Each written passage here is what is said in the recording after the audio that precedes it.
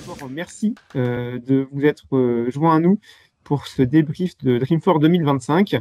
On va passer à peu près 1 heure ensemble. Voilà, l'idée de ce webinaire, c'est effectivement de pouvoir vous retransmettre toute l'énergie et toute l'innovation aussi que nos envoyés spéciaux ont capté à Dreamforce cette année, encore une fois. Voilà, donc quelques petites règles simplement avant de commencer, de vous présenter les participants. On est assez nombreux, donc on vous demande de bien éteindre vos micros, s'il vous plaît. Si vous avez des questions, n'hésitez pas à nous les poser directement dans le chat. On les prendra soit à la volée, soit à la fin de la présentation. Et puis on gardera de toute façon un petit moment à la fin du webinaire pour répondre aux questions que vous aurez éventuellement aussi. Voilà. Donc pour m'accompagner aujourd'hui, donc déjà je me présente en quelques mots, je suis Emmanuel Bain, je suis en charge de l'activité d'intégration de solutions chez Niji. Un des piliers de cette activité, c'est notre activité d'intégration Salesforce.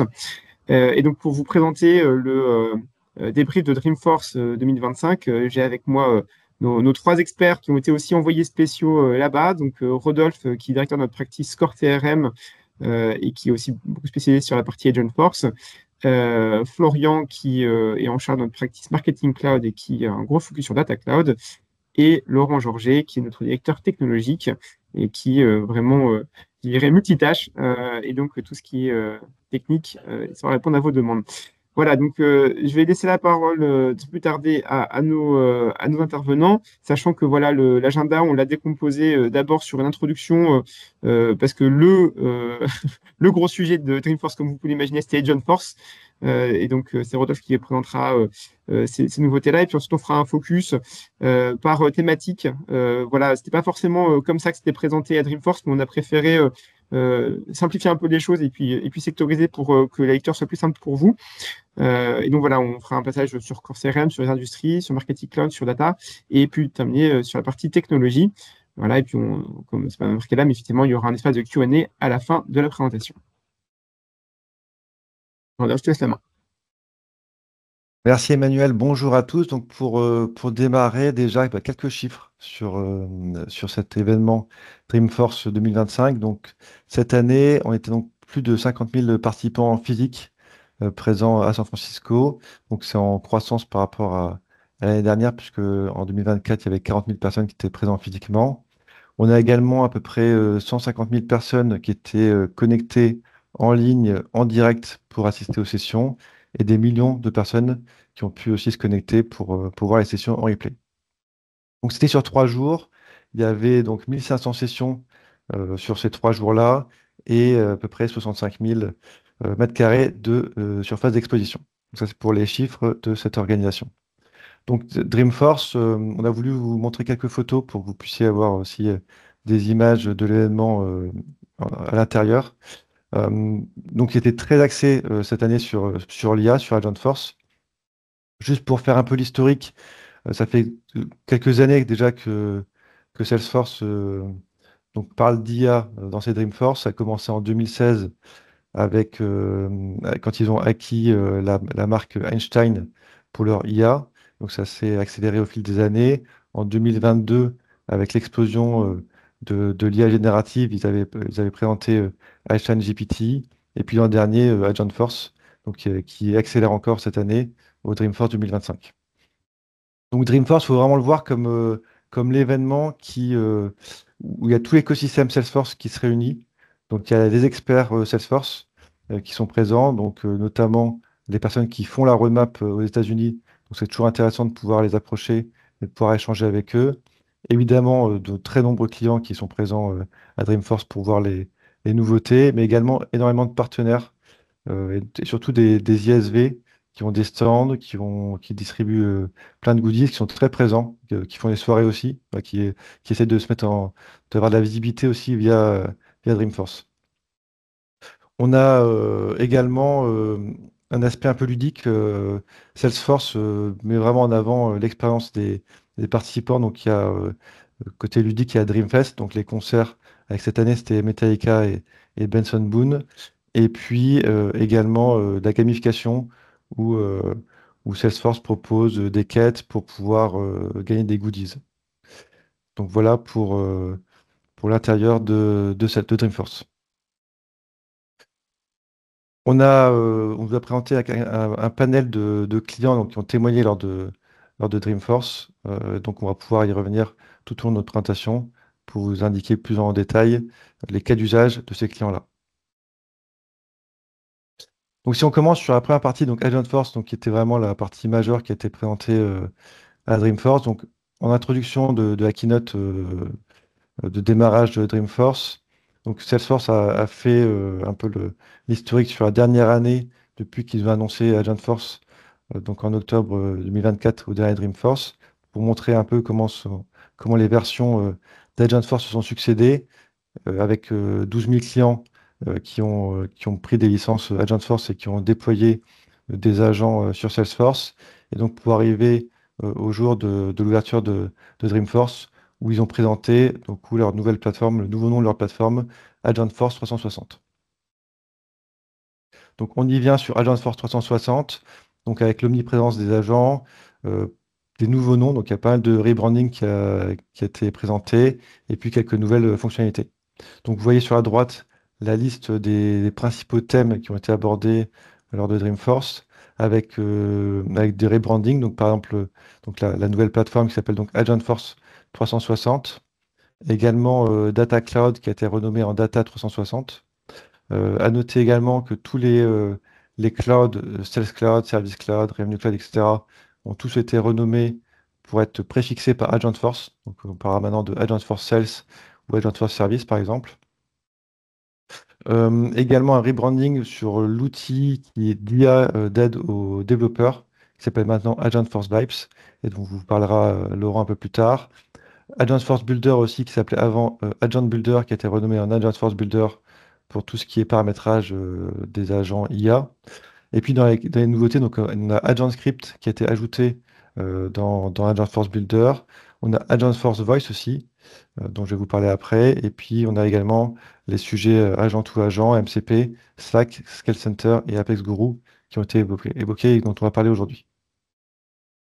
Si on va faire le focus sur quelques sujets majeurs qui ont été présentés au Dreamforce, il y a d'abord Agentforce Voice. Donc, Agentforce Voice, ça avait été évoqué par Salesforce l'an dernier, donc au Dreamforce 2024. Et là, ça vraiment, là, c'est la réalité maintenant. C'est vraiment sorti. On l'a vu concrètement. On l'a vu comment on peut le paramétrer également. Donc ça, c'est quand même assez puissant. Pour avoir assisté à une session où on pouvait paramétrer donc son agent sur la voix, on peut vraiment choisir le type de voix, on peut choisir le dynamisme, la vitesse, la tonalité également, qui tient compte du contexte. Un point également très intéressant, c'est qu'on peut également indiquer tout un lexique, tout un dictionnaire de termes qui sont propres au métier ou à l'entreprise pour que l'agent puisse prononcer correctement tous ces termes-là. Donc notre avis, c'est que donc c'est une vraie avancée sur la plateforme Salesforce d'avoir maintenant la voix qui soit disponible. Et, tous les clients ne sont pas forcément enclin aujourd'hui à prendre un agent IA sur la voie, et donc en privilégiant les conseils humains, ce qui est tout à fait logique. Mais ne serait-ce que pour la partie 24/7, je pense que c'est intéressant d'aller tester cet agent sur la voie pour qu'on puisse répondre aux clients, même en dehors des heures de travail. Donc ça, c'est pour la partie Alliance Force Voice.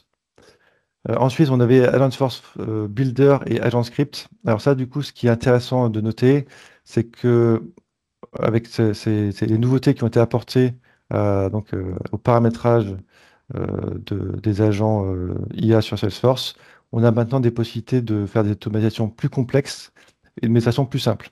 Donc ça, c'est très intéressant. On a par exemple l'agent script qui permet d'avoir un vrai langage structuré qui va décrire et contrôler le raisonnement.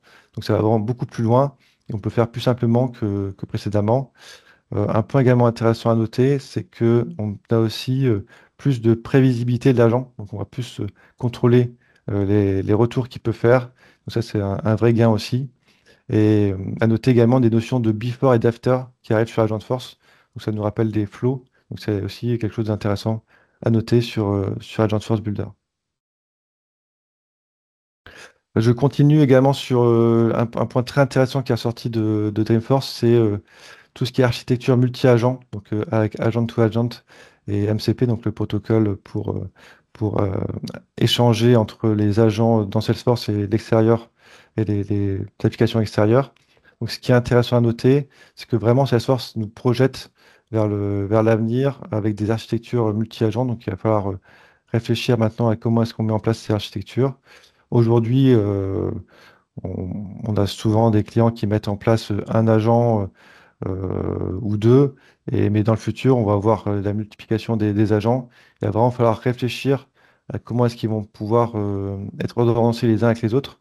Donc, on a plusieurs types d'architectures qui ont été présentées.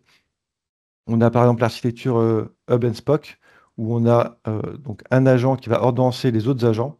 On a une autre architecture qui s'appelle Peer-to-Peer, où là, c'est tous les agents qui vont interagir entre eux. On a la mode hybride, où là, il y a un ordonnanceur, mais également les différents agents qui peuvent interagir entre eux. Et puis enfin, on a le mode hiérarchique, où là, on a différentes couches d'agents qui ont chacun des spécificités, des compétences différentes et donc avec des niveaux d'escalade les uns par rapport aux autres. Donc ce qui est intéressant, c'est que ça nous projette vers l'avenir, ça commence à nous faire réfléchir aussi à ces notions d'architecture multi-agent. Sur la partie pricing, donc il y a toujours un point qui est très très peu évoqué à Dreamforce, donc j'ai quand même voulu faire un récapitulatif d'où on en est sur ces pricing de licence. Donc côté Agent Force, on a toujours donc les deux possibilités. Donc Agent Force pour le client, où là on a toujours une consommation au frais de crédit, donc avec 10 centimes l'euro pour l'action. Et pour Agent Force côté utilisateur Salesforce, là maintenant c'est par employé et par mois, donc par user et par mois, avec les fonctionnalités Agent Force qui sont illimitées, mais c'est vraiment par employé et par mois, alors que pour le client c'est par flex credit. Sur la partie Agent Force Voice, on est à 15 centimes d'euros l'action, alors qu'on est à 10 centimes sur les autres types d'actions. Et puis enfin également, ce qui a été présenté pendant Dreamforce, c'est qu'il y a une licence Agentic Enterprise Licensing Agreement qui permet d'être en illimité sur Agent Force et sur Data Cloud, donc Data 360. Le point d'attention aussi qu'on voulait mettre en lumière, c'est que donc, les différents clouds self-service ont été renommés, ont été en préfixés par Agentforce, mais les contenus pour l'instant restent les mêmes. Donc on a toujours euh, le même contenu qu'il y avait dans Sales Cloud qui reste toujours le même dans Agentforce Sales, identique pour Service Cloud qui devient Agentforce Service, ce qui veut dire que les fonctionnalités Agentforce ne sont pas incluses dans ces licences et qu'il y a toujours nécessité d'avoir par exemple Agentforce Force Sales ou Agent Force Service pour pouvoir disposer de ces fonctionnalités IA.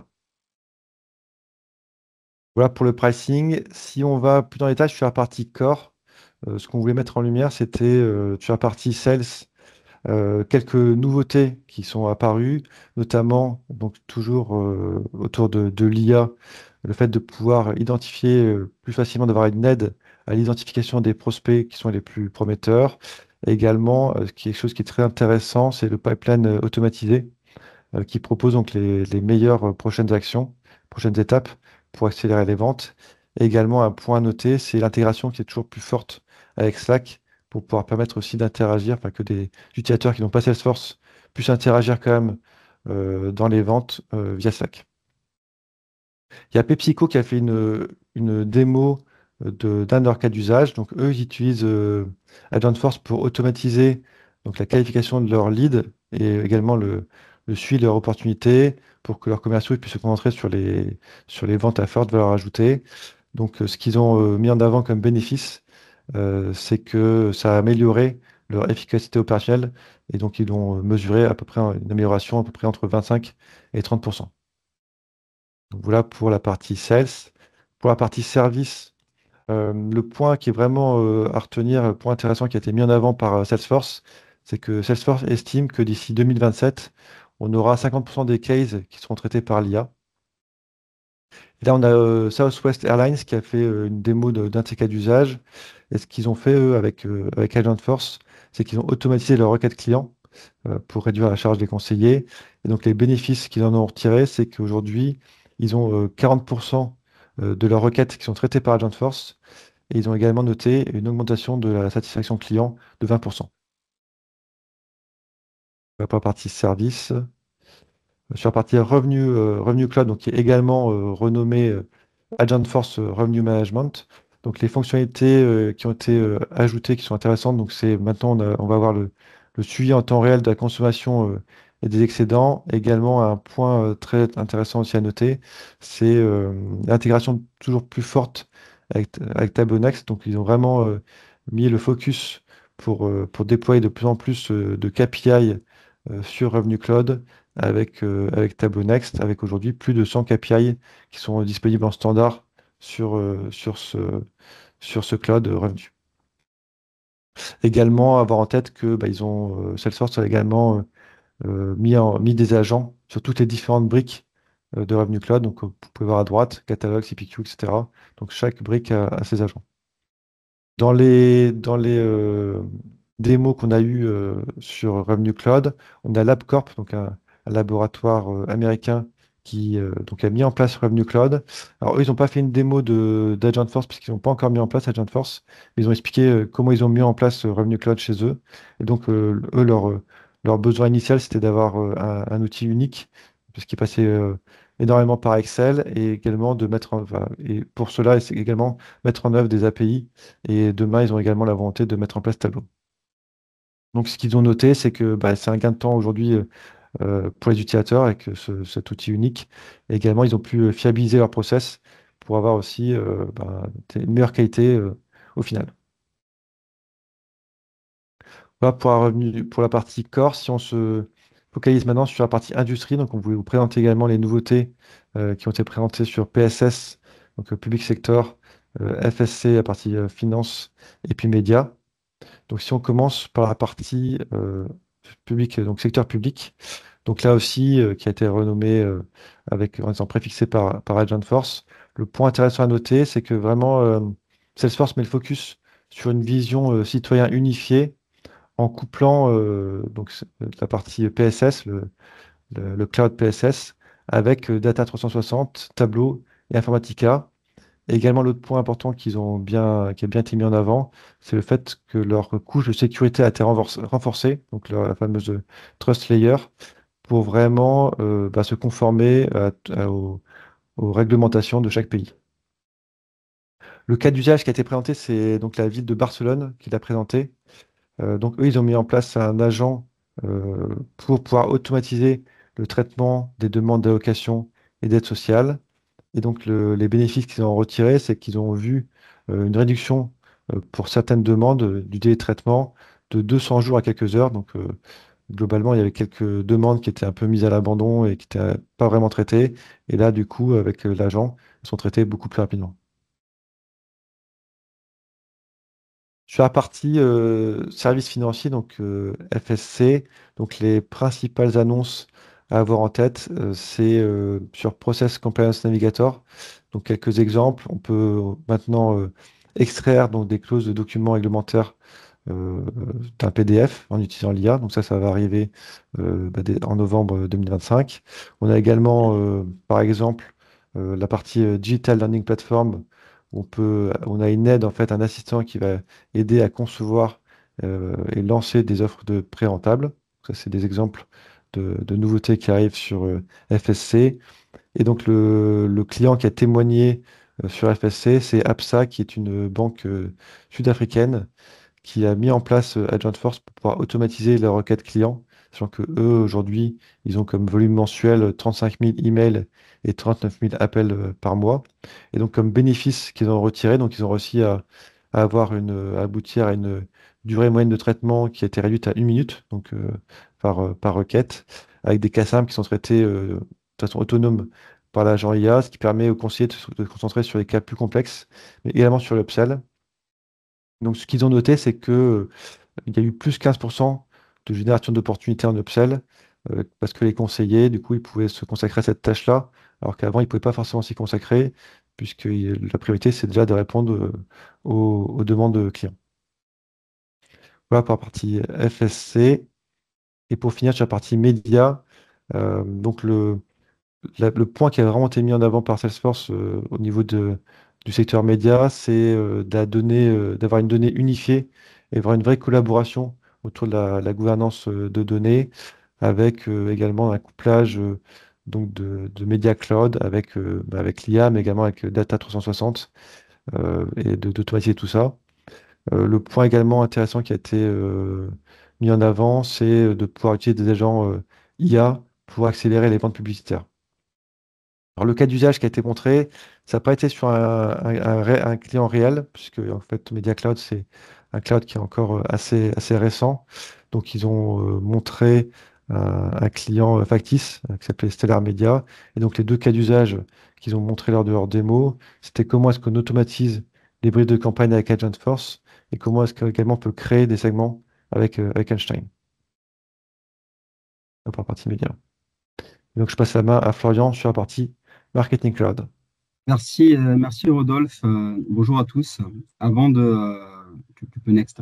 Avant de partager les annonces Marketing Cloud, et croyez-moi, certains vont tomber de leur chaise, je vous partage l'ambiance de la keynote marketing qui a eu lieu le troisième jour. Alors, on passe toujours en dernier, le troisième jour, le lendemain du concert de Metallica, quand on est bien fatigué, quand on a encore la tête dans les nuages, quand on dit amen à tout, surtout à toutes les annonces. Et là, on a dit amen à Marketing Cloud Next. En l'espace d'une keynote, on a fait un bond géant vers le futur du marketing automation par Salesforce. On aura peut-être bientôt d'Exactarget avec un brin de nostalgie. En tout cas, bienvenue dans l'ère du marketing assisté, du marketing accompagné, que dis-je, je dirais même du marketing remplacé par les agents. Bienvenue dans l'ère de Marketing Cloud Next. On en avait parlé d'ailleurs lors du dernier webinaire Winter Release 2026. Dreamforce a été aussi l'occasion d'acter ce changement majeur qui avait été annoncé tout discrètement lors du Salon Connection 2025 à Chicago. Donc, vous êtes client marketing cloud engagement et à compte engagement, ExactTarget et Pardot pour les intimes. Alors, votre solution, elle fait désormais partie de l'écosystème Marketing Cloud Next et vous aurez accès à des nouvelles fonctionnalités on-core. Pour capitaliser sur Agentforce, il faudra du coup opérer on-core. Est-ce que ça vous fait peur? Vous allez me dire encore du changement, encore une couche, encore du changement, encore des dépenses. C'est vrai. Mais cette fois-ci, c'est pour la bonne cause. Donc, joyeux anniversaire à feu bientôt ExactTarget et comme cadeau de l'IA partout, tout le temps, grâce à des agents et à toutes vos datas unifiées depuis Data 360, Data Cloud, feu Data Cloud aussi pour le coup. Salesforce parle de nos migrations. Techniquement, c'est vrai. En quelques clics, vous allez pouvoir ouvrir votre espace dans Marketing Cloud Encore, mais dans la réalité, il y aura quand même des usages, il y aura quand même des assets, il y aura quand même toute une stratégie à migrer, donc à surveiller de près, sans coût supplémentaire. C'est vrai, soit pas besoin de payer plus pour voir, je dis bien voir les fonctionnalités. Maintenant, les utiliser, ça va coûter de la donnée, ça va coûter du consommable et jouer avec deux solutions, ça coûte aussi un petit billet. Mais bon, voilà, je vous invite à tester les campagnes optimisées par des agents, personnalisation simple à mettre en place sur des canaux en temps réel. Moi, je suis preneur perso. Et si par hasard vous y branchez Slack, pour ceux qui ont Slack, les performances de vos campagnes, elles vous seront servies sur un plateau par un agent. Ça, c'est plutôt la classe. Je reviens rapidement sur la partie Data 360. Tu peux revenir avant, Rodolphe, s'il te plaît. Sur la partie Data 360, qui d'ailleurs concerne l'activation des données dans tous les clouds Salesforce, pas que marketing. Pour le coup, ça, c'est une vraie révolution. Brancher Data Cloud à Marketing Cloud, c'est simple, ça devient même un jeu d'enfant. Quand on sait à quel point brancher Salesforce à Marketing Cloud via le connecteur MC Connect, ça peut s'avérer parfois périlleux.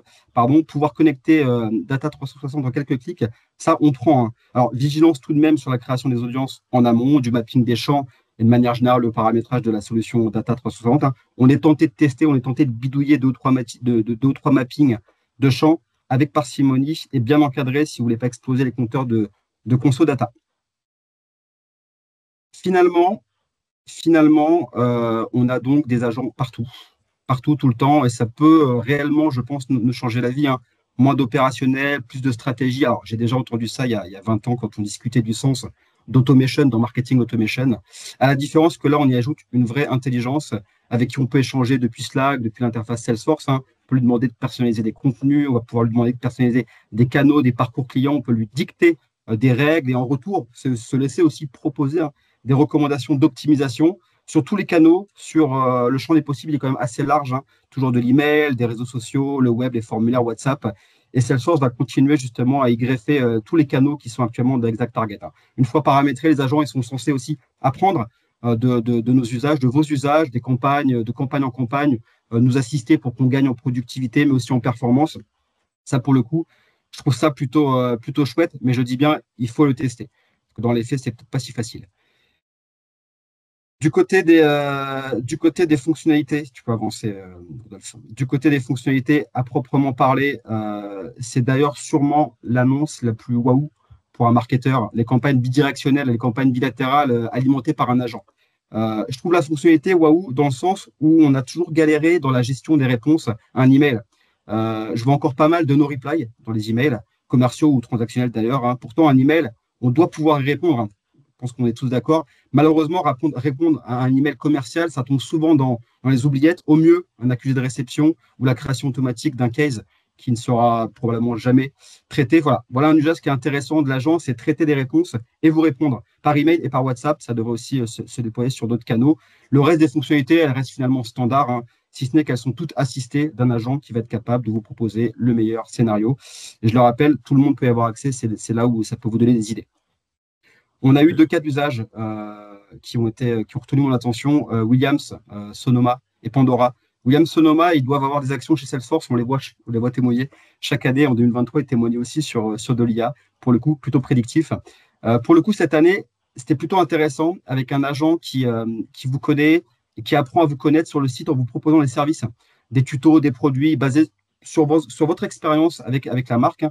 Toutes les données qui sont poussées et collectées, elles sont unifiées et structurées dans Data 360, hein, qui va redistribuer dans tous les clouds, dont Marketing Cloud, qui, avec des scénarios automatisés, va renvoyer des emails récap, fait des recommandations de produits dans les emails, va jusqu'à proposer d'ailleurs la mise en place de parcours tests pour augmenter et pour prouver l'augmentation de l'engagement client des clients qui sont adressés. Bon, je pense qu'on est sur des boîtes qui sont bien avancées, qui ont commencé à faire de l'IA, pas en 2025, pour parler en 2023, ils en parlaient déjà. Donc, à suivre de près, mais ça peut être inspirant. Au même titre, on a eu aussi ce témoignage des Indiana Pacers, c'est la slide suivante. On a eu ce témoignage des Indiana Pacers, pas très bon d'ailleurs en ce moment, je crois qu'ils sont 13e conférence Est. Témoignage sur ce cas d'usage qui était sorti avant Dreamforce d'ailleurs, mais dont j'ai eu l'occasion de discuter moi avec les principaux intéressés. Et comme Williams, Sonoma, l'utilisation de l'agent, elle est principalement orientée reco de produits dans les emails et choix du bon canal au bon moment. C'est encore au stade du test, mais les premiers résultats sont plutôt concluants sur les scénarios de réachat à suivre de près également. En tout cas, voilà des belles promesses et des belles démonstrations réelles de ces promesses lors de Dreamforce sur la partie marketing. Je passe la main à Laurent sur la partie techno. Merci Florian. Donc moi, je vais enchaîner avec tous les sujets techniques et également de sécurité, mais également de développement. Et on va commencer avec Agent Force Vibes qui a eu le droit à sa petite présentation pendant la keynote, hein. C'est quand même assez rare pour le noter, hein, que des sujets de développement soient évoqués pendant la keynote. Donc ça a été le cas pour Agent Force Vibes. Je pense que à travers toutes les sessions que j'ai vues, je pense que j'ai dû voir 4 démos en tout. Donc je commence à connaître un, un peu cet outil. Donc Agent Force Vibe, bon, c'est annoncé en grande pompe, hein, mais en réalité, ce n'est qu'un renommage d'outils existants, d'un outil existant qui était Agent Force for Developer, qui est une extension de l'outil VS Code pour le développement, qui avait déjà été renommé l'année dernière. Donc 3 noms à la suite, hein, sur 3 ans, 3 noms. Mais néanmoins, il y a quand même pas mal de nouveautés qui ont été annoncées. Alors, c'est des nouveautés qui ont déjà été annoncées en Winter 26. Mais là, Salesforce a voulu marquer le coup avec ce renommage parce qu'il y a beaucoup de choses importantes qui sont sorties. Je pourrais citer par exemple comme nouveauté que Agentforce Vibe supporte maintenant la norme MCP Server, qui va permettre notamment de s'intégrer avec d'autres outils tels que GitHub, Azure DevOps, Atlassian pour Jira, Figma, etc. Donc ça, c'est intéressant parce que ça va permettre à Agentforce Vibe de s'intégrer avec tout le catalogue de MCP Server qui sont disponibles, notamment sur VS Code. Donc voilà, ça c'est intéressant, ça va permettre d'automatiser beaucoup de choses. Salesforce en a profité aussi pour sortir son propre MCP Server qui va permettre d'interagir avec l'organisation Salesforce pour la création de champs, la création d'objets, la création de règles, la création de flows, pour pousser du code Apex, différentes métadonnées. On va pouvoir faire tout ce qui est exécution de tests Apex et de requêtes SOQL également, pouvoir automatiser tout ça sans avoir à changer d'outils ou d'écran, etc. Donc ça va faciliter la vie du développeur et le rendre plus productif. Voilà, ce qui est intéressant dans John Forsyth, ce que j'ai trouvé, c'est que maintenant, l'assistant il est capable de proposer un workflow complexe d'actions à réaliser. Alors, je vais vous donner un exemple. Alors, pendant la démo, on a vu que la personne qui a fait la démo a fourni une spécification complète à l'agent, donc une spécification assez structurée. Ce qu'on pourrait faire pour un développeur, finalement, alors cette fois, comme c'est un agent, bah, il faut très très bien détailler. Donc, on donne une spec complète et puis l'assistant, lui, propose un plan d'action structuré. Étape 1, il faut créer un objet. Étape 2, il faut créer tel et tel champ. Étape 3, il faut créer telle règle et tel code, etc. Donc ça permet de faire des choses par étapes qu'on peut, en fonction de notre niveau de confiance avec l'agent, être en mode plan. C'est-à-dire, en fait, on doit valider ce que l'agent va faire, ou en mode acte, c'est que l'agent l'autorise à faire des choses directement dans Salesforce en passant par le serveur MCP dont j'ai parlé tout à l'heure. Donc voilà, tout un tas d'automatisation. Voilà, c'est intéressant pour cette partie-là. La tarification, je trouve qu'elle n'est pas encore super claire. Alors Salesforce, pour Agent Force Vibes, a décidé de changer une nouvelle fois de modèle. Cette fois, le modèle utilisé, c'est GPT-4 mini.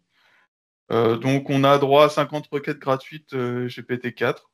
Et puis ensuite, quand on a dépassé les 50, on passe en SFR modèle, qui est l'ancien modèle qui était utilisé. On ne parle plus de l'ancien modèle aussi qui s'appelait CodeGen. Bon, bah, il a disparu celui-là, il n'est plus utilisé. Après, ça pose quand même question parce que si on prend des outils concurrents type Cursor ou Codex, ils utilisent GPT-5. Donc, ça laisse penser quand même qu'il reste quand même avec un petit temps de retard sur les outils concurrents. Donc, c'est un peu dommage. Je vais passer ensuite à la partie Apex. Euh, donc, il y a une session qui a été présentée par Daniel Ballinger et Mitch Spano, qui sont assez connus dans l'écosystème Salesforce, qui ont annoncé toutes les nouveautés qui sont sorties concernant Apex et aussi qui vont bientôt sortir. Alors, je vais passer peut-être un peu plus de temps sur celles que j'ai préférées. Il y a tout d'abord Apex Doc, dont j'avais déjà parlé pour la release Winter 26. Alors ça, Apex Doc, c'est le standard officiel pour mettre des commentaires dans le code. Donc auparavant, il n'y avait pas vraiment de standard, donc chaque développeur faisait un peu comme il le sentait. Voilà, c'était bon. En tout cas, c'était sur le projet, il fallait définir un standard. Là, dorénavant, il y a un standard officiel que tout le monde va suivre. Et là où c'est important, c'est que comme les commentaires sont aussi exploités par les agents, d'avoir une norme, ça va permettre aux agents d'être plus efficaces et de mieux comprendre le contexte dans lequel ils sont et, leur permettre d'être plus pertinents, tout simplement. Aussi, autre évolution importante, c'est ce que Salesforce appelle l'Unified Testing. Donc ça va permettre de regrouper au même endroit l'exécution de tests. Et donc pour l'instant, ce qui est disponible, c'est que depuis le même endroit, on va pouvoir lister l'intégralité des tests qui soient Apex et Flow, pouvoir les exécuter l'un ou l'autre. En fait, l'objectif de ce Unified Testing, c'est de pouvoir intégrer ça dans une chaîne d'intégration continue et de pouvoir déclencher les tests. Alors, Salesforce parle beaucoup de DevOps Center, hein, mais ça peut aussi être utilisé sur d'autres outils concurrents ou sur chaîne d'intégration continue maison. Et sur l'Unified Testing, ce qui va venir aussi dans le futur, On va pouvoir aussi intégrer tout ce qui est testing d'agents qui existe déjà, mais sous une autre forme. Là, ça va pouvoir être intégré également en même temps pour pouvoir regrouper au sein d'un même endroit tous les tests. Aussi, ce qui est intéressant de noter, il y a l'Apex Cursor qui va bientôt devenir disponible. Donc ça, c'est pour simplifier le requêtage d'une grosse volumétrie de données dans Salesforce. Parfois, parfois, on peut développer des composants LWC qui permettent d'afficher, de filtrer des larges volumes de données, et ça va simplifier tout ce qui est implémentation de pagination, tout simplement, et améliorer les performances finalement de ce type d'écran. Mais ce que je trouve vraiment le plus intéressant, ce qui va bientôt arriver, c'est de pouvoir, c'est une nouveauté en ce qui concerne l'exécution de tests unitaires. Il y a une nouvelle instruction qui s'appelle Run Relevant Test. En fait, aujourd'hui, quand on déploie dans Salesforce, on a deux choix principaux. Soit on exécute tous les tests unitaires de l'organisation Salesforce, soit on spécifie ceux qui doivent être exécutés. Et donc, ça peut nécessiter quand même pas mal de réflexion. Voilà, lister toutes les classes qu'on déploie, quelles sont les classes de tests associées. OK, c'est celle-là qu'il faut exécuter. Puis il faut pas se tromper et pas en oublier, parce que sinon il faut recommencer. Et donc là, l'idée, c'est que Salesforce va permettre dès qu'on va modifier des classes Apex et qu'on va vouloir les déployer, Salesforce va déterminer lui-même quelle classe de test il faut exécuter. Et donc ça va permettre de vraiment simplifier les déploiements et de plus se poser ces questions. Ce sera complètement automatique. Je vais passer ensuite à tout ce qui est roadmap LWC, donc les fameux composants Lightning. Je vais revenir sur Lightning Out 2.0. J'en avais déjà parlé lors de la release Winter 26. Là, ils en ont dit quelques mots de plus. Alors, ça permet d'intégrer des composants LWC sur un site externe qui ne serait pas sur Salesforce. Et la nouvelle architecture 2.0, elle offre des gains de performance et de sécurité. Par contre, cette technologie, elle nécessite d'activer les cookies tiers sur le navigateur. Donc, j'ai vraiment un gros doute. Je ne pense pas que ce sera vraiment adopté sur les projets. Ou alors, il faudrait vraiment que ce soit des sites, des intranets, par exemple, pour les entreprises. À la rigueur, ça, on pourrait. Voilà, mais on n'a pas forcément la main sur les utilisateurs finaux, sur le poste des utilisateurs finaux. Dans une logique B2C, je ne vois pas comment ça pourrait être utilisé.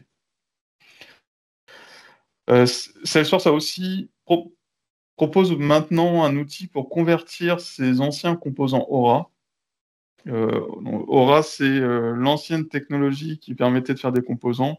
Ça fait quand même pas mal d'années qu'on est en LWC. Les deux sont toujours supportés. Alors, le fait qu'il y ait cet outil, est-ce que ça peut laisser penser que Salesforce va déprécier bientôt les composants Aura?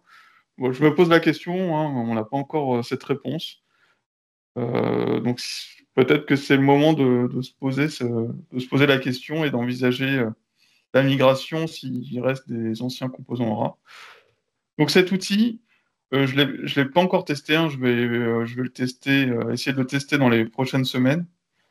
Il est censé être magique et migrer automatiquement les composants, mais voilà, je suis un peu sceptique sur le côté automatique en tant que développeur. Voilà, je me dis que ce ne sera pas forcément simple et que ça ne marchera pas dans 100% des cas. Donc je vais essayer de regarder ça pour voir dans quel cas ça fonctionne et dans quel cas ça ne fonctionne pas. Donc je pourrais vous en parler dans un prochain webinaire. Ce qui va prochainement sortir, a priori en Spring 26, c'est le fait de pouvoir développer un composant LWC sans quitter VS Code et d'avoir directement le rafraîchissement. Donc ça va permettre d'accélérer très fortement les temps de développement puisqu'on n'aura plus besoin de déployer sur l'organisation Salesforce, puis de rafraîchir, et puis on remodifie autre chose, et puis il faut recommencer. Là, ça va permettre de vraiment accélérer tout ce qui est développement.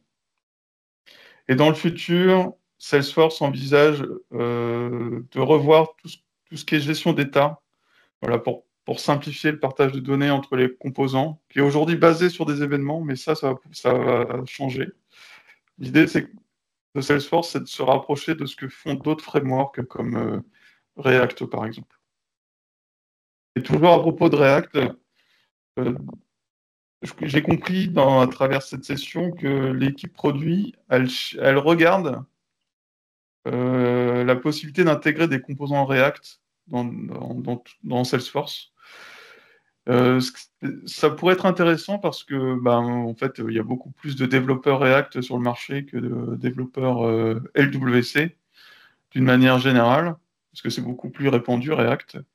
Donc ça pourrait être intéressant sur des projets, si on a cette possibilité, d'intégrer des développeurs front React plutôt que LWC.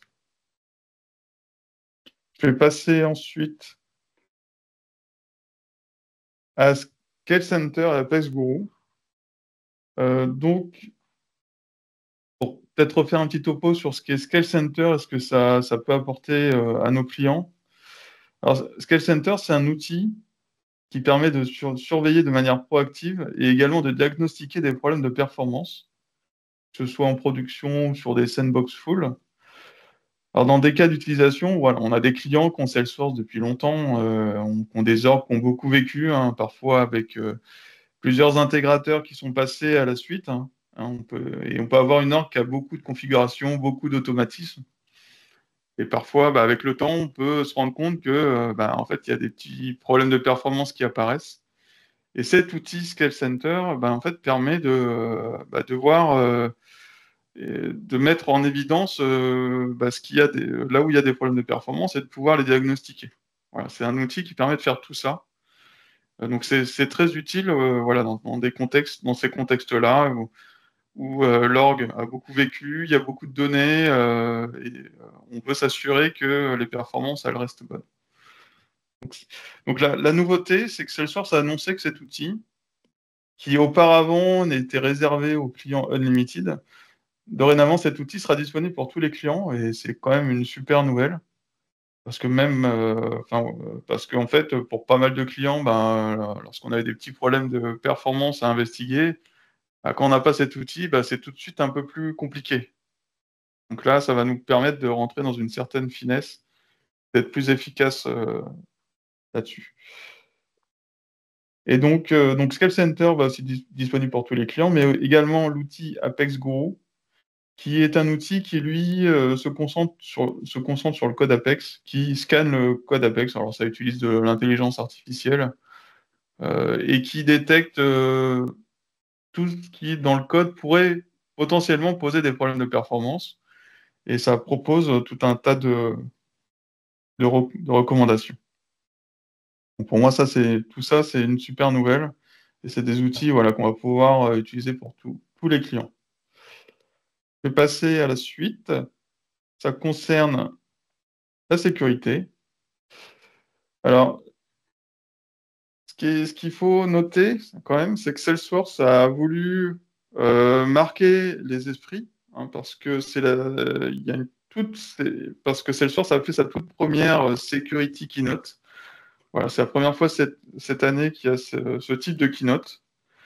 Alors, ils l'ont fait parce que les sujets de sécurité avec Salesforce font un peu l'actualité en ce moment. Il y a pas mal de clients qui ont été victimes de phishing où ils ont eu des données qui ont été exportées par des hackers. Donc, Salesforce a voulu un peu vulgariser un peu tous ces sujets de sécurité. Ils ont voulu aussi rappeler qu'un principe clé, il y a la sécurité de la plateforme qui est opérée par Salesforce. La sécurité reste quand même une responsabilité partagée parce que le client configure son environnement Salesforce et à travers ces configurations, peut impacter la sécurité de ses données. Donc, il a voulu vulgariser tous ces sujets-là à travers cette keynote. Il y avait quand même pas mal de monde dans cette keynote. Je m'étais demandé si ça allait être vide ou pas, mais en fait, non, c'était quand même assez bien rempli, hein, pour preuve que ça intéresse tout le monde, hein. Il y avait des admins, des architectes, tout type de profil. Donc, voilà, c'est une bonne première et intéressante. Dans les nouveautés qui ont été annoncées, alors on connaissait déjà le fameux Health Check, c'est l'outil qui permet de faire un diagnostic des sujets de sécurité sur l'orgue avec un fameux score, sous forme d'un pourcentage. Dorénavant, cet outil, il va pouvoir être automatisé, c'est-à-dire que avant, fallait le lancer soi-même. Dorénavant, on va pouvoir planifier son exécution, ce qui va permettre de l'exécuter régulièrement. Et puis associé à ça, on pourra recevoir des alertes si le score, il est à la baisse, par exemple. Et donc, le score est à la baisse, on va regarder ce qui s'est passé. Et là, on pourrait éventuellement détecter que une mauvaise configuration a été faite ou autre. Il y a également des nouveaux critères qui ont été intégrés. Donc, c'est possible que là, que sur les dernières semaines, vous ayez vu votre score bouger, pas parce que quelque chose a changé, mais juste parce qu'il y a des nouveaux critères qui ont été introduits dans le score. Donc ça, c'est vraiment utile de mon point de vue. Ensuite, on a Data Detect qui a été présenté. Bon, je trouve que la fonctionnalité est un peu jeune pour l'instant. Ça permet de détecter des données sensibles dans les données texte qui seraient saisies par l'utilisateur. Alors, on pourra détecter des numéros de carte bancaire, des RIB, des ID Salesforce, voilà, c'est l'idée, ou des URL. L'idée est de détecter des choses qui pourraient divulguer des données là où elles n'étaient pas prévues. On a tous en tête ces fameux champs commentaires dans lesquels on peut mettre tout ce qu'on veut. L'idée, c'est un peu de contrôler tout ça. Mais bon, voilà, je trouve cette fonctionnalité un peu limitée parce que, en fait, ça ne fait que détecter, ça ne nettoie pas, par exemple. Et puis, on pourrait imaginer on pourrait étendre ça avec des dictionnaires de mots-clés ou que ça puisse détecter des insultes ou des termes qui ne seraient pas compliant, on va dire. On a eu une démo aussi de Security Center avec Agent Force. Alors, Security Center, c'est une espèce de méga tableau de bord et d'alerting lié à la sécurité. Donc la démo qui a été faite, c'est par rapport au fait que ce soit intégré à Agent Force. Donc on a un agent conversationnel qui est disponible, qui est là pour aider à aider l'administrateur à faire toute sa config de sécurité. Donc je trouve ça intéressant dans un sens où ça permet de vulgariser un peu tous les sujets de sécurité qui sont très importants et on s'en rend de plus en plus compte et c'est bien. Mais néanmoins, il faut quand même avoir une certaine expertise quand même pour comprendre ce qu'on fait. Ce qui est dommage, c'est que Security Center est soumis à licence. Hein, c'est pas inclus pour tous les clients. C'est un outil qui serait très utile pourtant, mais qui est pas inclus sans surcoût licence. D'ailleurs, on a eu une question dans une session, la session True to the Core. Il y a une question d'une personne qui a dit je ne comprends pas pourquoi cet outil n'est pas gratuit. Si vous pensez que la sécurité est importante, pourquoi cet outil n'est pas gratuit? Il n'y a pas eu une réponse très claire. Ils vont étudier la question. Mais nous, on pense chez Niji, on pense aussi que cet outil devrait être disponible de base. C'est pas un plus, en fait, c'est nécessaire. Et le dernier sujet qui a été présenté, c'est Security Mesh. Alors, ça reste un peu flou. Alors, c'est quelque chose qui va sortir dans la prochaine release. Ils en ont parlé un tout petit peu. Voilà, ça permet au sein d'un même endroit de cartographier tous les systèmes avec tous les modes d'authentification, comment le SSO se fait. En fait, ça permet d'avoir une vision d'ensemble pour comprendre En fait, si un système est compromis, quels autres systèmes pourraient être impactés? Bon, ça donne une vision architecture high level un peu globale. Alors pour l'instant, on ne peut pas le voir. On en saura peut-être plus au moment de la sortie de la release Spring 26. J'aurai l'occasion de vous en reparler. Je vais donner la main à Emmanuel pour conclure. Merci beaucoup, Laurent. Voilà, donc vous avez vu que c'était très riche. Il y avait beaucoup de choses. Donc, on a essayé de faire un slide un peu récapitulatif pour vous redonner les grandes lignes des annonces de Dreamforce cette année.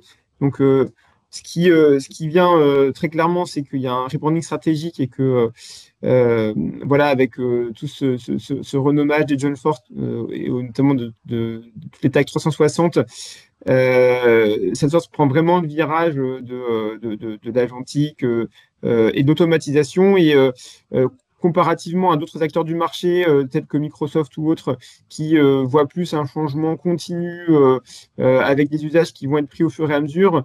C'est vrai que Salesforce se positionne beaucoup comme pour mettre en place voilà, des utilisations en rupture et pour vraiment transformer en profondeur les organisations. Et donc, c'est ça aussi qui les incarne avec cette communication et toutes ces évolutions qu'ils ont mis en place dans Dreamforce. Ouais, et donc ensuite, sur des points spécifiques, on peut mettre en avant effectivement sur la partie marketing un repositionnement finalement des Dreamforce sur la partie marketing et sur ces services, encore des évolutions naturelles parce que finalement, il y a un gros travail qui a déjà été effectué les années précédentes. Avec Dreamforce Voice et Builder qui nous paraît intéressant notamment sur la partie Voice pour le 24/7 qu'on a parlé au début. Sur le script, effectivement, on voit on va plus loin dans l'aboutissement, dans la combinaison de règles aussi et les raisonnements IA. Data Cloud, enfin ex-Data Cloud Data 360 maintenant, faut que je m'y fasse, qui devient de plus en plus un socle vraiment indispensable pour enabler ces agents. Et puis, comme l'a présenté aussi Laurent, effectivement, Dreamforce Vibes, qu'on teste aussi beaucoup chez Niji et qui à la fois est prometteur et à la fois on se rend compte qu'il y a encore des choses sur lesquelles on aimerait qu'ils évoluent plus vite. Mais voilà, en tout cas, ça bouge très très vite.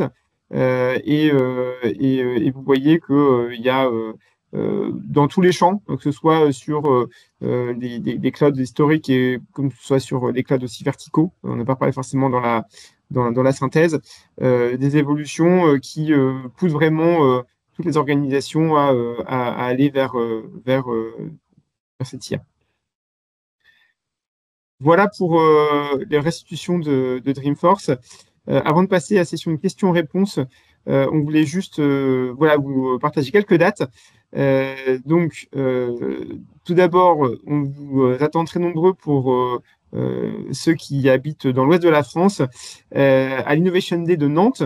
Donc, les Innovation Days, il y en a 3 en novembre qui sont organisés par Salesforce. NIJ est sponsor de l'événement de Nantes en particulier.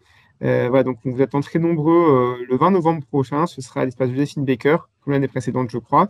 Et donc, c'est une journée de partage du coup des innovations de Dreamforce, des innovations en cours aussi, qui est animée par Salesforce. Donc, il y aura une plénière qui reprend certains éléments que vous avez partagés, et puis aussi d'autres, peut-être qu'on n'a pas eu le temps de développer aujourd'hui. Et puis, on sera aussi là avec nos spécialistes pour vous présenter des cas d'usage qu'on a pu mettre en œuvre pour nos clients, pour discuter avec vous aussi éventuellement de vos usages ou de vos questions. Voilà, donc on vous attend nombreux sur cet événement. Et puis évidemment, voilà, la date est déjà fixée pour l'an prochain, donc ce sera le 15 septembre 2026. Donc soit en présentiel à San Francisco, soit sur Salesforce Plus, qui attire de plus en plus de monde.